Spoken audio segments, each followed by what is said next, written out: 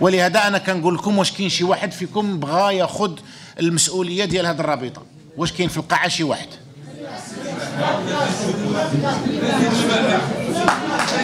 بالمح اجي بالمح لا زيد السيف بالمح زيد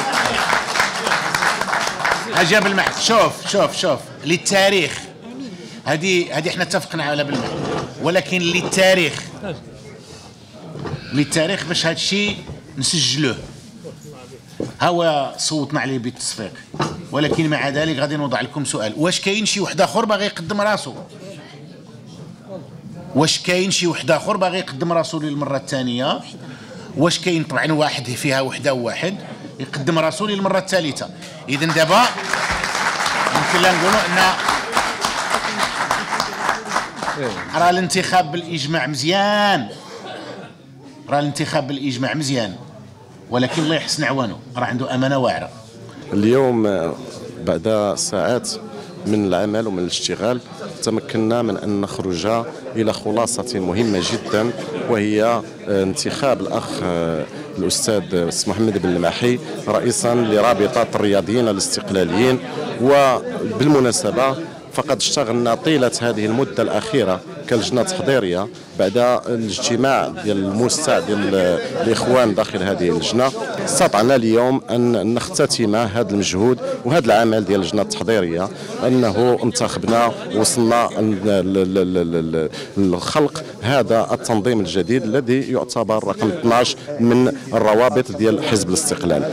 فبالمناسبة كذلك لابد أن نقدم الشكر لكل الإخوة والأخوات داخل اللجنة التحضيرية الذين اشتغلوا طيلة هذه المدة، والذين وصلوا بنا إلى إحضار عدد مهم تجاوز 120 من المهتمين بالمجال الرياضي في بلادنا كمسيرين وكفاعلين رياضيين ممارسين وكصحفيين، والذين اشتغلوا طيلة هذا اليوم بأفكارهم التي تعتبر منهجا للاشتغال وطريقا وفتح طريق من أجل المكتب التنفيذي الذي سيتم اختياره بعد أن توصل الأخ الأستاذ السي محمد بالمحي بتزكية من هذا المؤتمر من أجل اختيار باقي العناصر التي ستشتغل معه خلال المحطات المقبلة من خلال برنامج معد بشكل مضبوط من أجل الخروج بهذه الرياضة الوطنية من الأزمات المتتالية التي عاشتها،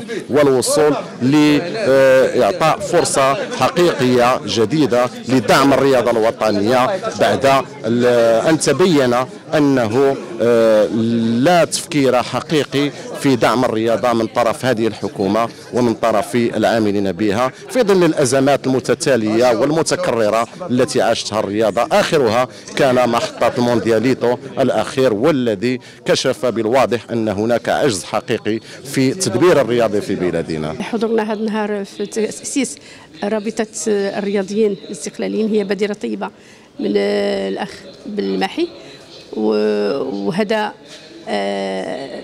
نوع من الإدماج هذه الشريحة عاوتاني في المجتمع.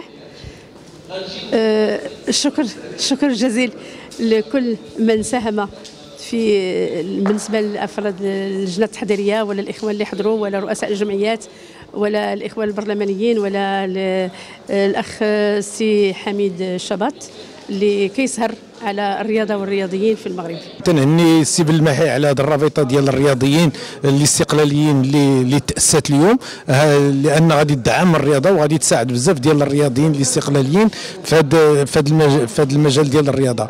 وكذلك تنشكرهم على الدعوه اللي وجهوا لي باش نكون حاضر معهم. للاسف يلاه جيت اليوم من السفر وجيت التحقت بهم هكذا، فلهذا تنهنيهم مره اخرى وتنطلب لهم النجاح والتوفيق ان شاء الله. التنميه الرياضيه والاجتماعيه والتنمويه للانسان المغربي من صلب اهتمامات الحزب دائما وابدا، وذلك هو تكرس هذه الثقافه ديال الاهتمام بالمواطن المغربي من خلال الانشاء نتاع والتجديد ديال الانشاء ديال اللجنه الرياضيه اللي اصبحت الان تتحمل اسم الرابطه الرياضيين الاستقلاليين.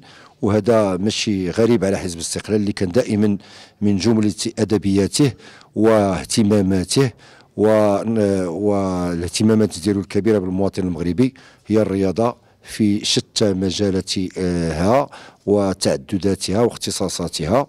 نحن الآن تأكدنا على أن الحزب بالأمين العام الأخ حميد شباط ولا المجلس الوطني في الشخصي رئيسه ولا جميع أعضاء اللجنة التنفيذية هم مدعمون ومنخرطون مع الجسم الرياضي ومع الحركة الرياضية المغربية، ويريدون أن يؤسسوا لها تأسيسا حقيقيا وفعليا وواقعيا. فهذا حقيقة شيء جميل جدا هذا الاهتمام هذا، لأن الرياضة هي عنوان بارز ديال الشعوب، وهي تتبين القمة والعظمة ديال الشعوب كالشعب المغربي البطل.